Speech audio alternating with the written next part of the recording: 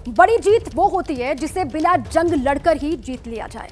2500 साल पहले चीन के दार्शनिक सुन त्सू की कही ये बात 2024 में चीन यानी प्रोफेसर अमिताभ, यानी क्वाड के रिवाइवल के बाद उसका रेलेवेंस बरकरार रहे, ये भी सुनिश्चित करना एक बड़ी चुनौती रहेगी। देखिए, रेलेवेंस तो इसका रहेगा और रेलेवेंस और बढ़ेगा ही, लेकिन जो नमस्कार, इंडिया टीवी पर आपका स्वागत है। मैं हूं आपके साथ पवन नारा। प्रधानमंत्री नरेंद्र मोदी के अमेरिका दौरे का अभी बेहद खास मौका है। अंदाजन समय था इस मीटिंग का, कितनी देर मीटिंग चलने वाली थी? देखिए, इस बायलैटरल के बाद जो है वो क्वाड मीटिंग होनी थी और दोनों में। अस्सलाम वालेकुम नाज़रीन, रिएक्शन तो आपने देख लिया होगा भारतीय मीडिया का। हज़ारों साल पहले कहा था कि वो 2024 में चीन के लिए दोस्त है। ये वजह है कि बीजिंग चीन से 13,000 किलोमीटर दूर अमेरिका में मुनक्किद होने वाली क्वाड लीडर्स समिट को करीब से देख रहा है। वज़ीर आज़म नरेंद्र मोदी क्वाड समिट में शिरकत के लिए अमेरिका पहुंच गए हैं। इस पे भारतीय मीडिया चीन के बारे में क्या गुफ्तगू कर रहा है, जानिए इस वीडियो में। प्रोफेसर अमिताभ, यानी क्वाड के रिवाइवल के बाद उसका रेलेवेंस बरकरार रहे, ये भी सुनिश्चित करना एक बड़ी चुनौती रहेगी। देखिए, रेलेवेंस तो इसका रहेगा और रेलेवेंस और बढ़ेगा ही, लेकिन जो इमीडिएट ऑब्जेक्टिव है खासकर ऑस्ट्रेलिया और अमेरिका का, कि किसी भी तरह भारत को उसको एक सिक्योरिटी आर्किटेक्चर का फॉर्म बनाया जाए। कई बार तो पहले यह भी कहा जा रहा था कि क्वाड को एक नेटो का स्वरूप, लेकिन भारत ने उस जितने भी आशंकाएं थी उसको ठंडा कर दिया कि भारत किसी भी तरह से कोई एक सिक्योरिटी फॉर्मेशन का, या ये कहें इंडो पैसिफिक नेटो बनाने की जो बात थी, उसका पूरी तरह से उसके लिए तैयार नहीं है।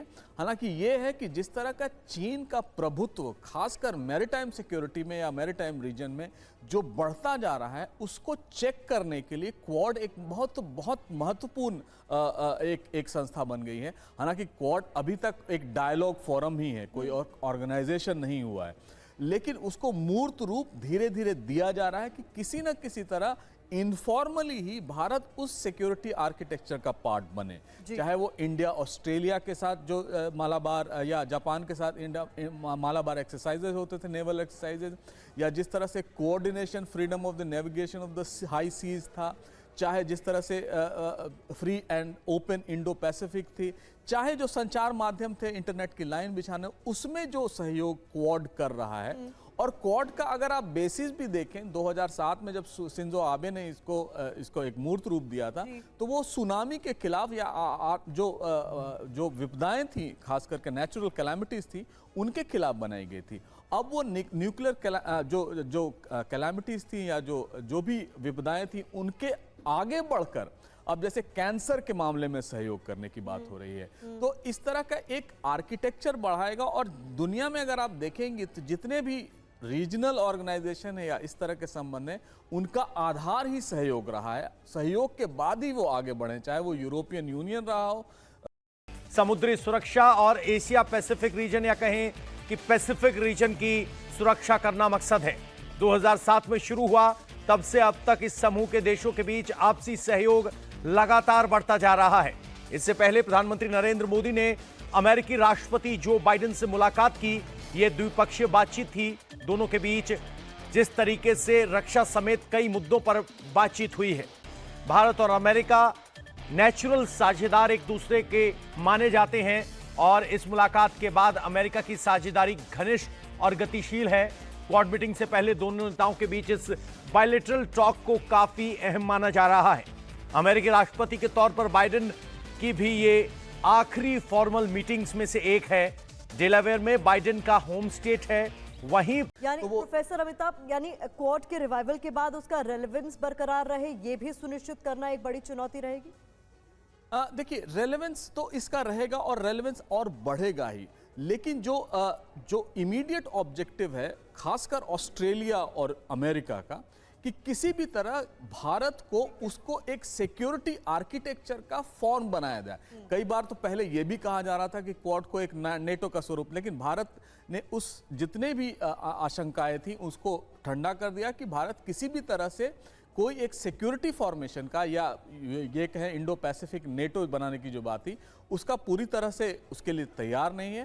हालांकि ये है कि जिस तरह का चीन का प्रभुत्व खासकर मैरीटाइम सिक्योरिटी में या मैरीटाइम रीजन में जो बढ़ता जा रहा है उसको चेक करने के लिए क्वाड एक बहुत महत्वपूर्ण एक संस्था बन गई है। हालांकि क्वाड अभी तक एक डायलॉग फोरम ही है, कोई और ऑर्गेनाइजेशन नहीं हुआ है।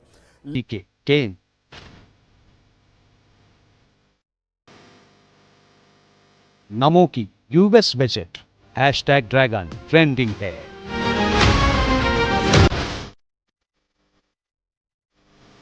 LSE2 पैसिफिक ड्रैगन की पिक्स।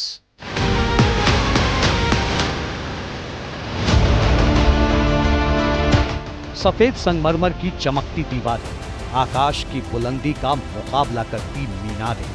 व्हाइट हाउस वो जगह जहां से दुनिया की रीति और नीति निर्धारित होती है, जहां से आने वाली हर आवाज धरती के हर छोर तक पहुंचती है।